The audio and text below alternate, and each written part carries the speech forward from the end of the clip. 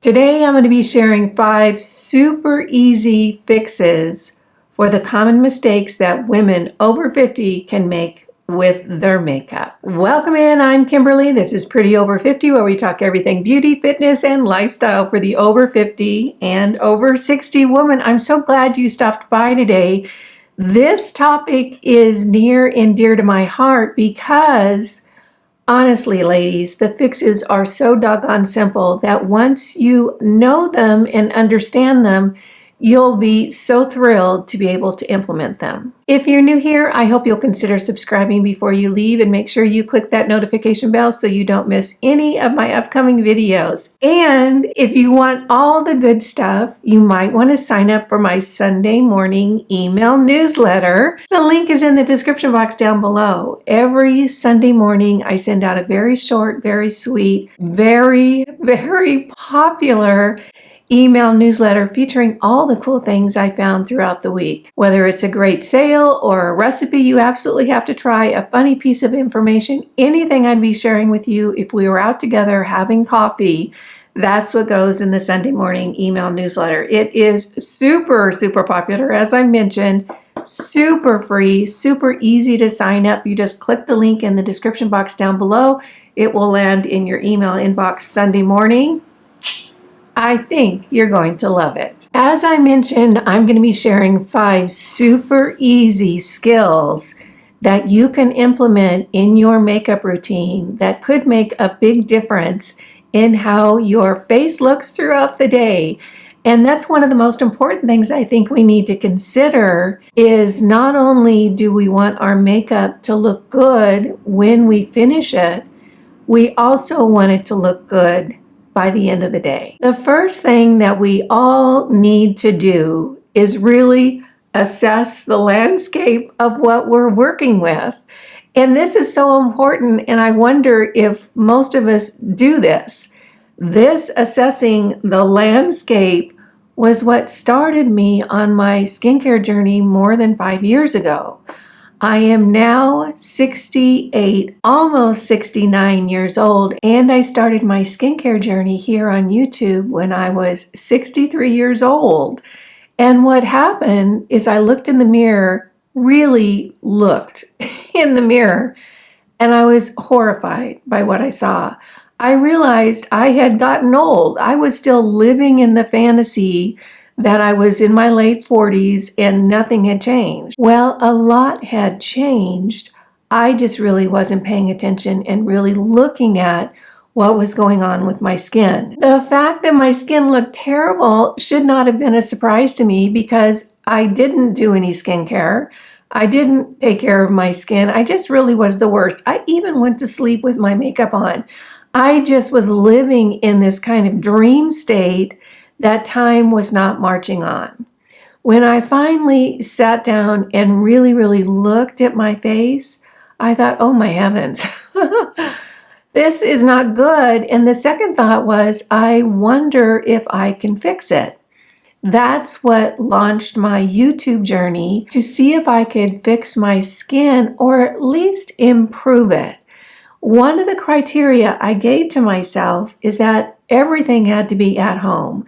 I didn't want to do Botox. I didn't want to do fillers. I didn't want to do any in-office treatments because that's just not me.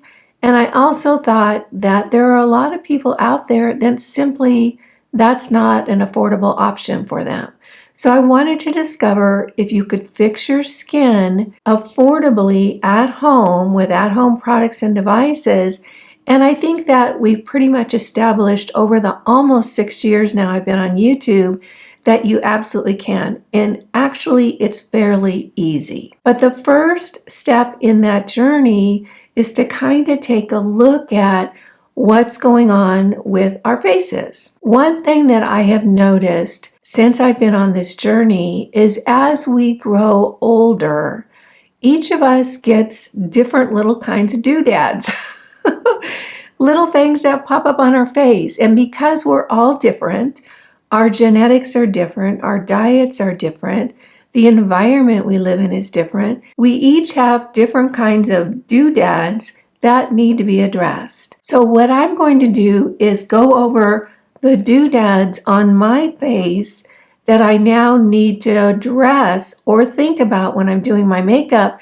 And I really encourage you to do the same. So right now I have just my skincare on my face. It's been on my face for about 20 minutes now, so it's had time to absorb in a little bit. The only thing I have on my face other than my skincare is a little bit of Plumping lip gloss. This is from City Beauty. And the reason I do that before I put my makeup on is because I want that plumping action and that moisturizing action to be working on my lips while I'm doing my face makeup, so that by the time I'm ready to put on lipstick or lip gloss, my lips are nice and hydrated and they're a little bit fuller. So as I look at my face, there are some things that I notice. First off, I have a few age spots. You can see them right here and over here, but on me, they're subtle. They're not a big issue for me. They're actually fairly easy to minimize enough to where they don't really show up with just a light foundation. So age spots might be an issue for you. It's something you need to take a look at. For me, it's not at the top of my list. What is at the top of my list is the veining that has popped up on my skin. Now, why did this happen? The reason that veining, so right here, it looks like I'm about ready to pop a blood vessel, like my blood pressure's high or something. It's not. I'm very peaceful right now.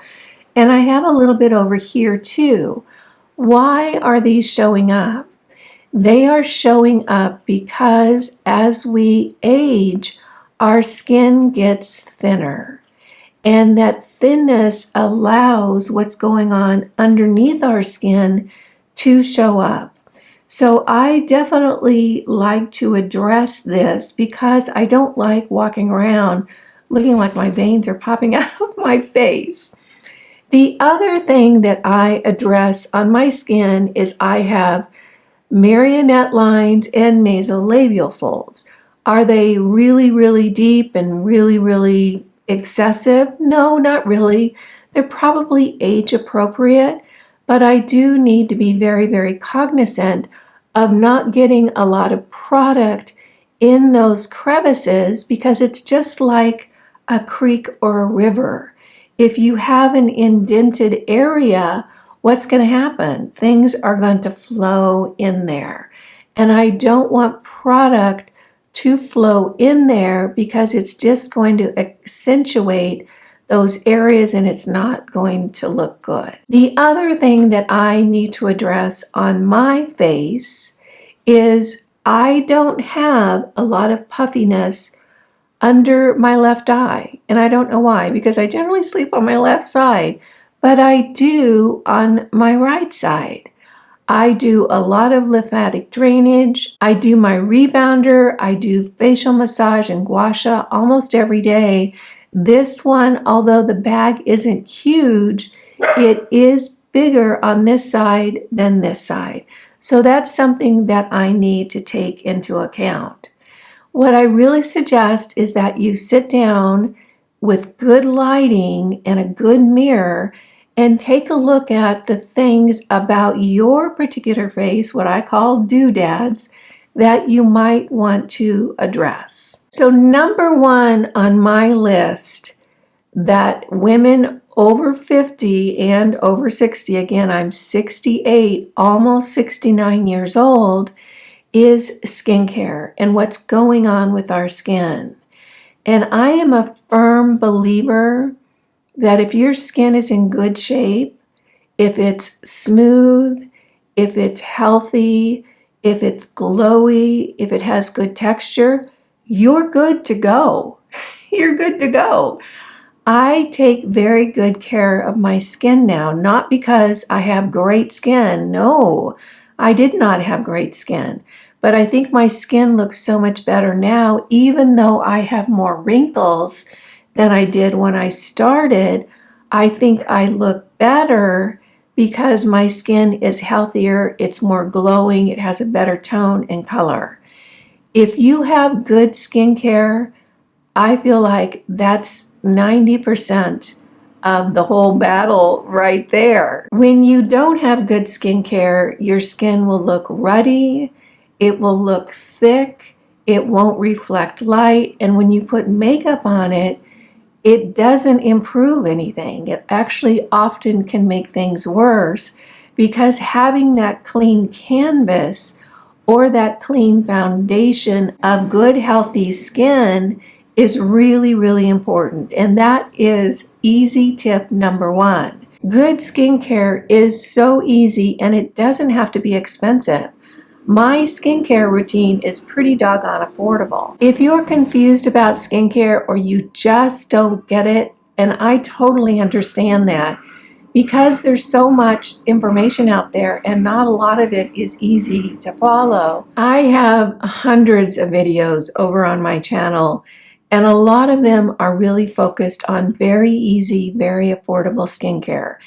In addition, if it's still too confusing, and I get that, I also have a skincare class that, again, is very affordable. You'll save on skincare in the first month or two, much more than the cost of the class. It's the same information that's over on my YouTube channel.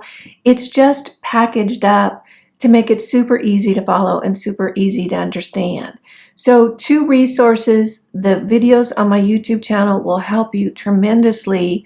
And also I have a very affordable skincare class that will walk you through the whole thing. Absolutely one of the top easy fixes for mature skin makeup mistakes is good skincare. And truly, it can be super affordable and super, super quick. It's maybe a minute in the morning to rinse your face off and apply your skincare for the day, and then maybe 2 minutes in the evening to wash your face and put on your skincare, and boom, you're done. And in a few months' time, the difference is going to be tremendous. Next up, I want to talk about framing the face. You might know this, you might not. I actually worked as a professional artist for over 3 decades, so understanding color and light and shadow is what I did for years and years and years. And when I look at makeup, what I'm seeing is a surface design issue. In other words, this is just surface design. So how do we work with the colors?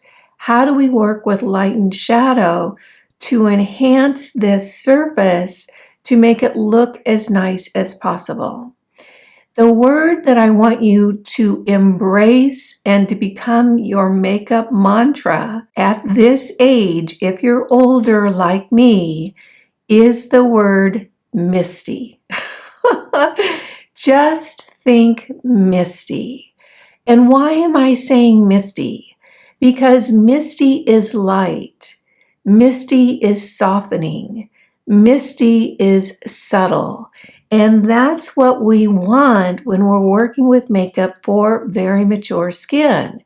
And I have seen my makeup application in just the 6 years that I've been here on YouTube change, because my skin, even though it's looking very healthy and very smooth and the color is good, it has aged.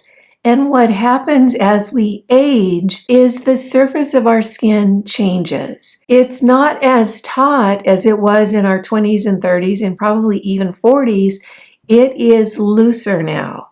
That looseness can be just in sagginess, it can be in wrinkles, it can be in a lot of ways. When you think about a surface that is no longer smooth, and you put heavy, stark lines of color on that surface, the lines of that color are really going to show up because that surface is no longer smooth.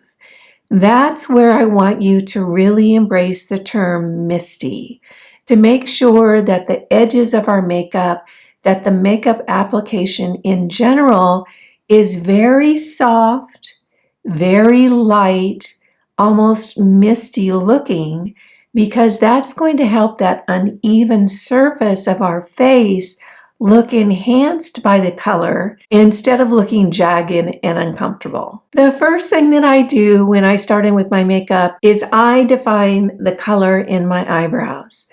The reason I do that is because the eyebrows are a large framing element in this surface of our face. They frame our eyes, they kind of set the location of different elements in our face. So tip number 2 is framing the face with our eyebrows, but doing it how? In a very misty way, in a very light way. We have all seen women, usually Aunt Betty at the Christmas dinner, who has drawn on very dark, very stark eyebrows. Bless her heart. She doesn't see as well as she used to. And it just doesn't look natural. It looks very, very heavy. So we want to make sure that any application on our face has a very, very misty quality to it. So I'm going to add a little bit of color to my eyebrows, but it's not going to be so stark that it looks heavy or overdrawn in. I'm going to go ahead and do the other side. I am going to go back at the end of my makeup application and add a little bit of detail to my eyebrows. But right now, I just want to get a little bit of color there, even out any uneven patches. And then I'm going to take a little brush and brush that color through so that it's very, very soft. The next thing that I can do, and I don't do this every day, but I will show it to you today, is I'm going to color correct those veins that are popping out of my head. And this is one of my very favorite products. This is the Jones Road. This is their color corrector. These are so stinking handy. Once you use these, you will love them forever, I predict. So I'm going to take this color, which is close to my skin color, but a little bit lighter, and I'm just going to hit those areas where those veins are popping out super lightly, because I don't want that heavy caked up makeup look in those areas. All I'm trying to do is to disguise those blue veins on my skin. So now that I have that on my face, I'm just going to tap it. So this is not the only coverage I'm going to have for those veins, but it is the first application to kind of knock down that blue veining. If you have age spots on your skin, these are little wonder pencils, because you're getting coverage where you need it, not over your entire face. So I could take this pencil and just hit a couple of those age spots just to knock them back a little bit. Next up, I'm going to apply highlighter to the high points of my face. Why am I doing it now underneath the rest of my makeup? Because it's the way our eye views light.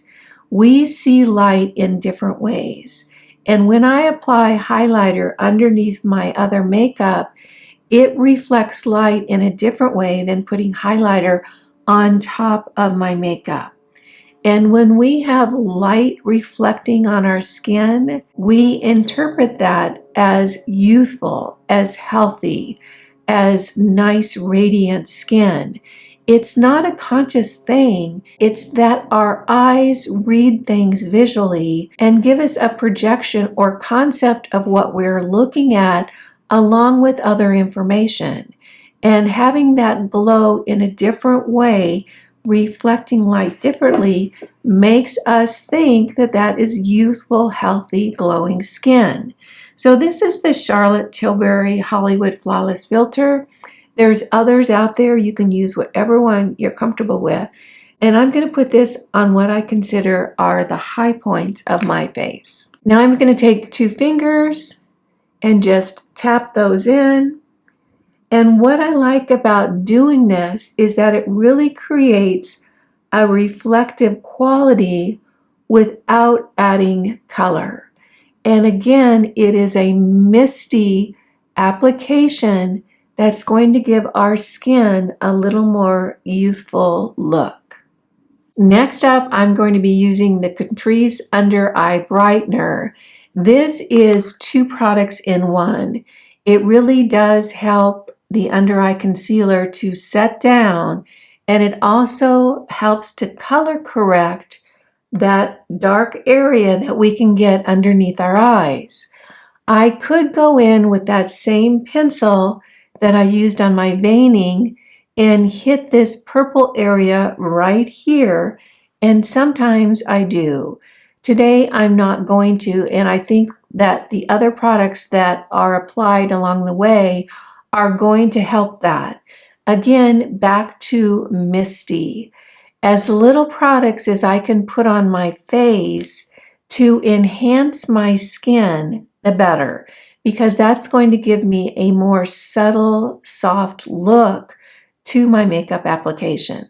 So I'm going to take this Catrice Under Eye Brightener, get a little bit on my ring finger, and I'm just going to put it down right in that area underneath my eye. I'm going to just stay in that trough area in order to really knock down that discoloration in the under eye area. And you can see right there that that really did help knock down that purple circle. Next up, I'm going to apply some concealer. Today I'm using the Maybelline Eraser, and this is in the color, let's see, 86. I can't read the name, but I'll have it listed in the description box down below. So what am I going to do with this? I'm going to just apply the smallest amount underneath my eye, just enough to color correct that area without building up any thick makeup look. Because this is the crinkly, wrinkly place on my face, that's the last place I want a whole lot of product. Because again, we're looking at the concept of a creek or a river. I've got these lines and wrinkles. I don't want this product moving into those little gullies and building up, because that's just going to make things look worse. So now I'm going to take that same finger. Why do we use our ring finger? Because it doesn't have much power. It's very, very, soft in the work that it does. So I'm just going to pat that out, just lightly blending. And you can see that it has helped to correct that under eye darkness, and I just don't have enough product in that area for it to move around into the little nooks and crannies of the creases underneath my eye. Now we're going to move on to foundation, and this is the third area that I think that we can really kind of go off the rails with more mature skin. What I have found over the 6 years that I've really been focusing on skincare and makeup for more mature women is my foundation has gotten lighter and lighter and lighter and lighter. Not only has the product that I'm using gotten lighter, I'm using now more of a skin tint, but my application of that product has gotten lighter and lighter and lighter. One of the common mistakes I see with more mature women is a very, very heavy foundation. And I think that that's pretty predictable, and I can see why it happens. Because our skin doesn't have the smoothness, the color is more uneven as we age, and it's really tempting to put on a heavy foundation thinking, oh, I'm going to cover everything up. I think that we need to do just the opposite. Having good skincare so your skin itself is brighter and fresher, and the color is good and the texture is good, and then using just the lightest foundation possible to even out that surface Remember, we no longer have a smooth surface. We have an uneven surface. So making sure that whatever we put on that uneven surface is misty, it's going to look a lot more flattering and a lot more natural. This I'm using today is the L'Oreal Lumi Lait Glow tint. There are lots of tints out there. Pick the one you love the most and give it a try. So I'm going to put a little bit of this on the back of my hand, and I'm going to get just a little on, and I'm going to place it just in a few strategic areas of my skin. And you can see that I have just the smallest amount, and I'm going to start working that over in a very, very thin layer around my face. I'm taking it up over those vein issues, and look at how it helps to cover those up. Because when you're working with a foundation or a tint, it has reflective qualities in it that bounce the light off the skin. So it not only helps to smooth uneven coloration, but it filters the light so that your skin looks smoother and more even. So I'm going to put just the smallest amount on my forehead because I don't have much going on there. I don't have a lot of doodads. So just the smallest amount to build up a little bit of evenness in color and to add that reflective light quality is really going to make all the difference. So what's left on the back of my hand, I'm going to rub my two hands together like this, so that has evened out and kind of given the backs of my hands, which can be a little bit textured and discolored on us older women. I've got a little bit of glow and evenness going on the back of my hands. So I want you to take a look at what a difference just that tiny, tiny amount of skin tint has done to smooth out the coloration on my skin, to help to hide those little veins, and to help just even the look of my face out. You might have noticed that I did not put that skin tint on my nose.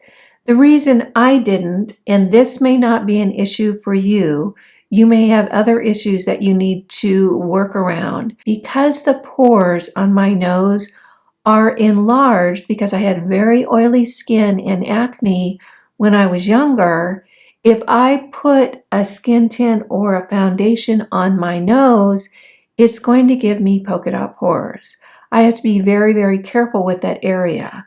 What I have done as a workaround, and I have found this over time, is I use the Bare Minerals powder foundation, the tiniest, tiniest amount, and that's what I put on my nose. This is, again, a reflective powder that has particles in it that bounce light back. So I'm going to take just the tiniest, tiniest amount on my brush. I'm going to swirl it around in the lid so that distributes along the bristles of that brush right here.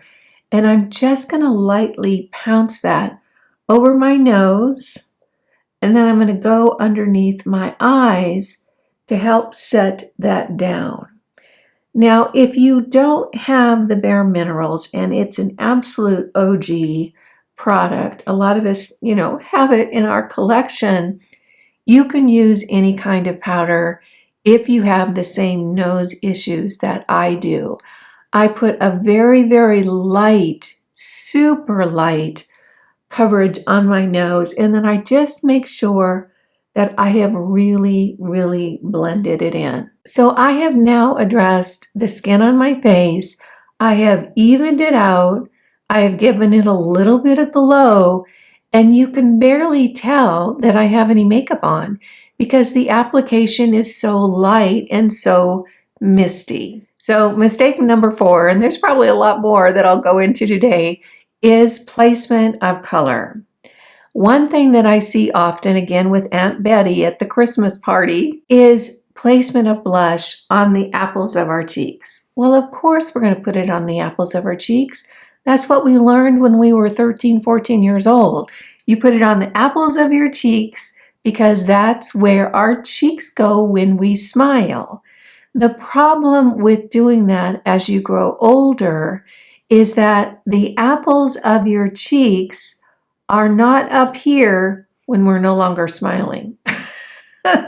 They drop all the way down here. So look it, I'm going to keep my fingers on the apples of my cheeks right now, and then watch what happens when I drop my smile. It's all the way down here. It's past the bottom of my nose. So that doesn't work for my face anymore. What I have to do is I have to place my blush in a place on my cheeks that doesn't have that wide range of movement from smiling to not smiling. And where is that area? It's right up here. This area does not move based on the expression on my face. So I'm going to take my blush. This is the Boomstick blush. Very, very subtle, translucent blush.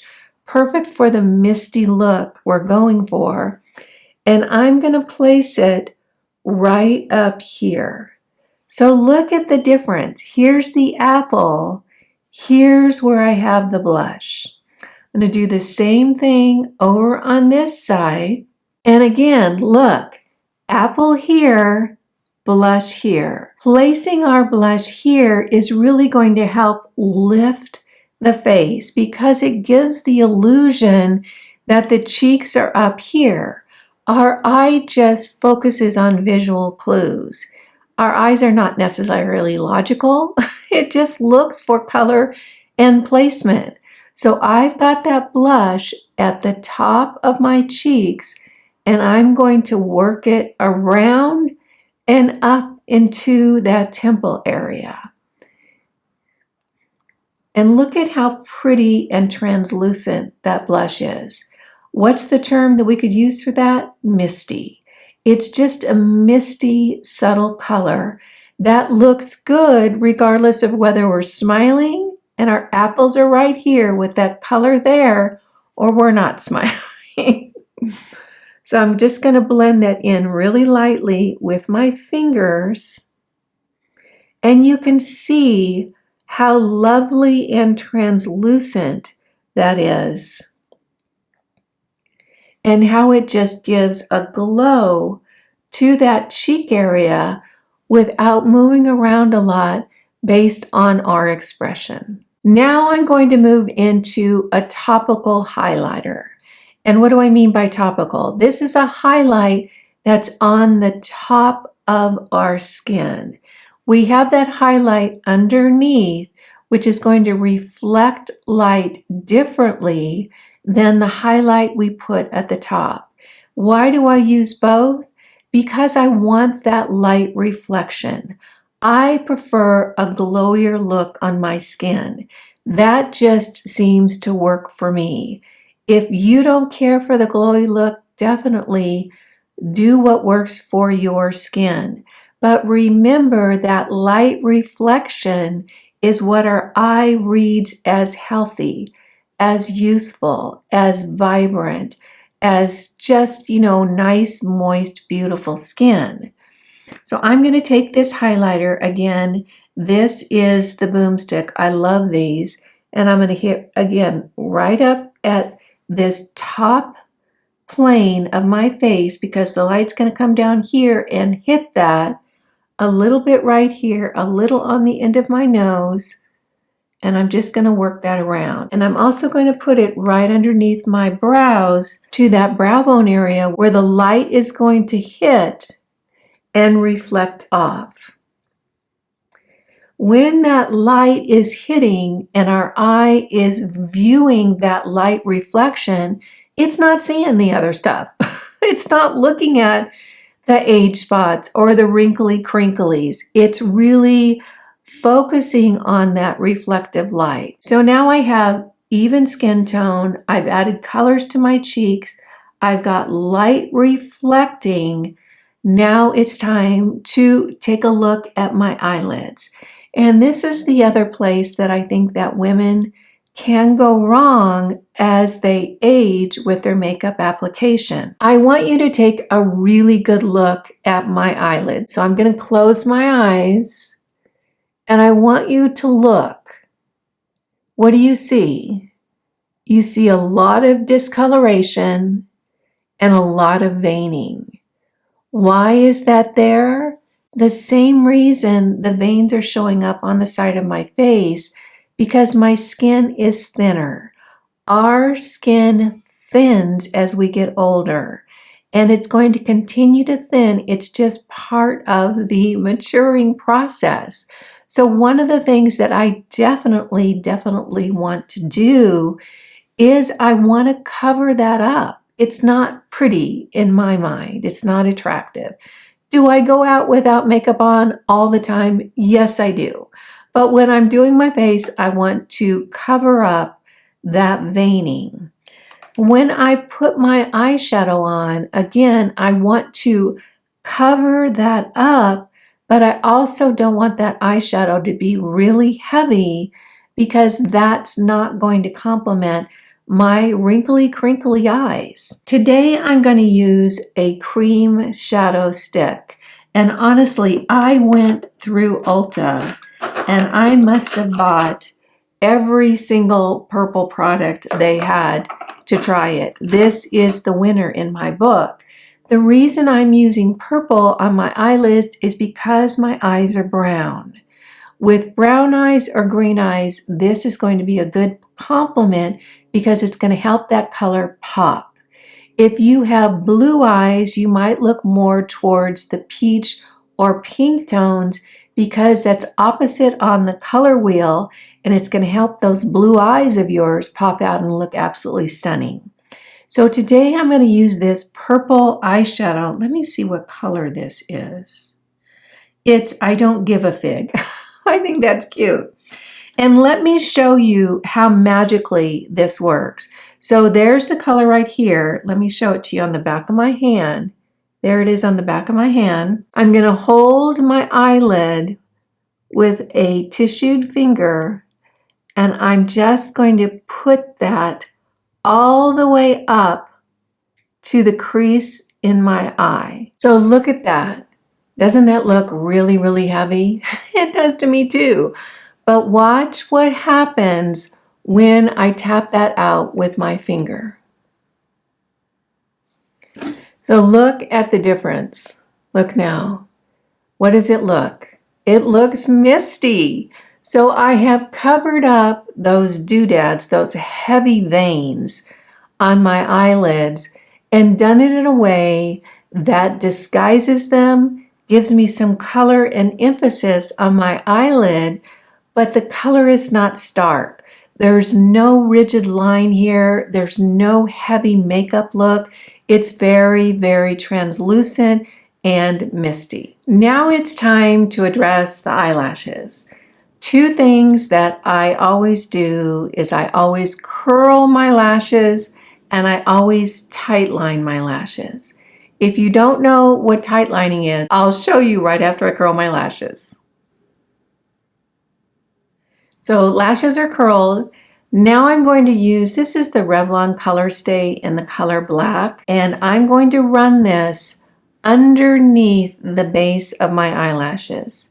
The goal is to really fill in between those lashes. I don't want to get eyeliner on the top of my lid because my eyes are a little bit hooded. I have less lid space, and it really makes my eyes look heavy. So I want to focus on the base of my lashes. And I'm just running it back and forth at the base of those lashes. I'm getting a little on the skin underneath the lashes and also filling in between each lash. And I want you to look at the difference between this side and this side. You can see that it really has added emphasis to my lash line without looking heavy or cakey, nor does it make my movable lid look like there's less space there. Now I'm going to apply a little bit of mascara. This is the Haielle mascara. Use whatever mascara works for you. My opinion is that the makeup companies have figured out the whole mascara thing. I don't think that there's any magical formula out there. I think you just find the one that works for you and stick with that one. So I've got the Haielle here, and I'm just going to put a light coat on my lashes.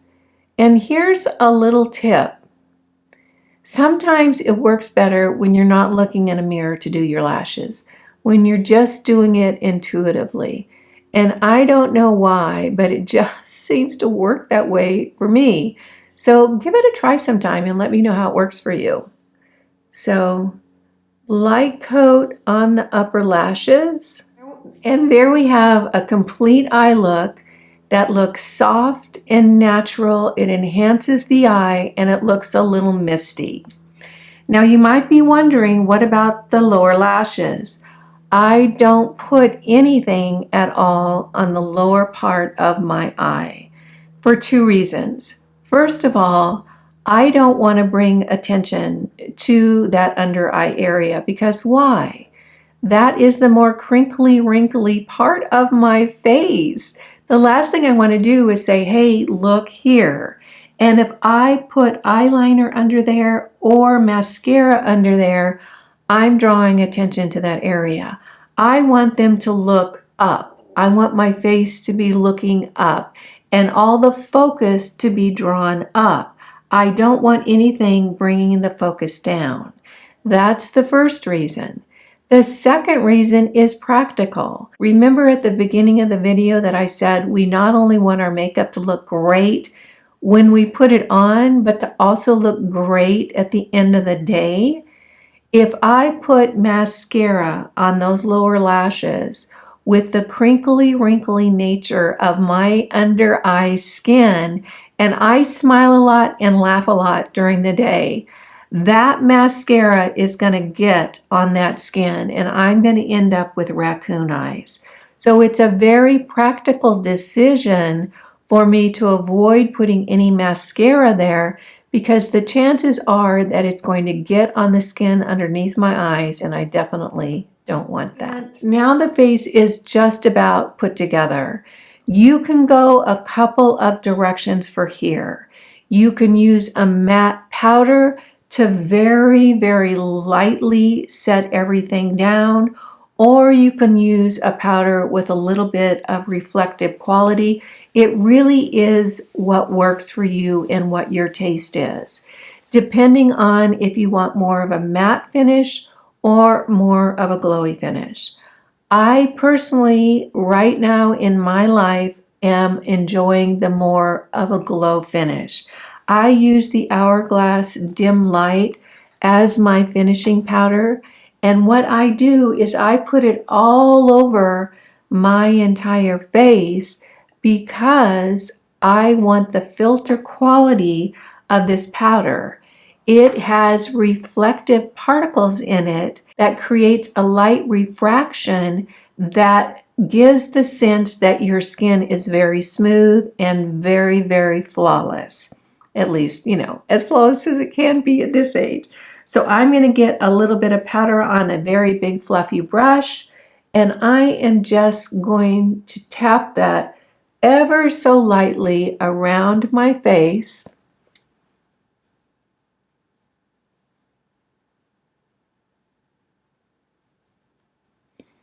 And the reason I put it all over my face is so that I have that same filter. It's just like a camera filter. You know how they have those little filters when you're doing stuff on your phone and it makes your face look fabulous. It's kind of like that, only in powder form. So I have that filter all over my skin, and now I'm going to take a setting powder and very, very lightly just set this down. This is going to do a couple of things. It's going to help the products meld together, and look more homogeneous. And it's also going to help that makeup stay in place. I just use the tiniest amount. So the final steps that I take is I do a little bit of detail work in my eyebrows. So I'm going to use the e.l.f. This is their tiny little skinny pencil. And again, I'll have this listed down below. I'm trying to figure out what color I am, but I can't read it. I think this is taupe or blonde. And what I am looking for, again, is just a misty definition of eyebrows. I don't want thick, dark, drawn-on eyebrows. So you see that I just did a few strokes to create more of a shape on the bottom and towards the tip to pull it out. And when you pull out your eyebrow, you're pulling out that look of your eyes and giving it lift and elongation. It's not dropping it down, it's pulling it out. So I'm going to do the same thing over here, a little bit to define that bottom line, and then I'm just going to pull it out a little bit, keeping it again very, very light so it doesn't have that overdone, super dark, drawn out look. Now it's time to address lipstick. And of course, this is another area that I think can go kind of sideways for more mature women. Why? Because we have lip lines, we have an enhanced crease in the outside of our lip area. Things are just a lot more movable in this area than they were when we were younger. So there are a lot more cracks and crevices for that lipstick to travel into. When I am doing lip liner, I am very careful about the placement of that lip liner. I want to keep it in the center of my lips. I don't want to get it in this creasy area here because it's going to collect there and it's not going to look good. So I will focus on the middle of my lip. And you can see I stopped right about here. And the same thing on the bottom lip.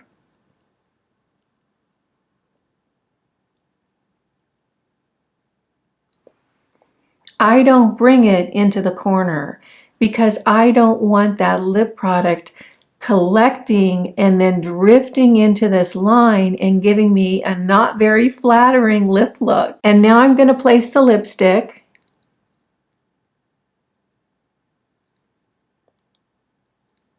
Again, I did not bring it out to the outer nether regions of my lips because I want it to stay in the center of my lips. I don't want it collecting in those little areas. And as you look at my face, you don't read that I didn't fill out my entire lip. What you see is a nice lip line in the center of my face. So here we have the finished look.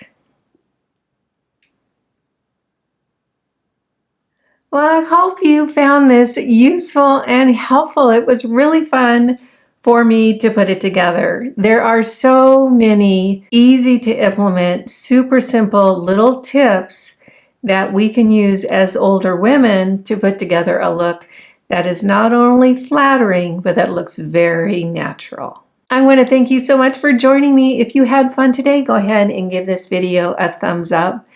You guys know it just makes my day when you take a few minutes out of your day to spend it with me. I appreciate that, and I appreciate you. Again, I'm Kimberly. This is Pretty Over 50, where we talk everything beauty, fitness, and lifestyle for the over 50 and over 60 woman. Make it a great day, and I'll see you in the next video. Bye now.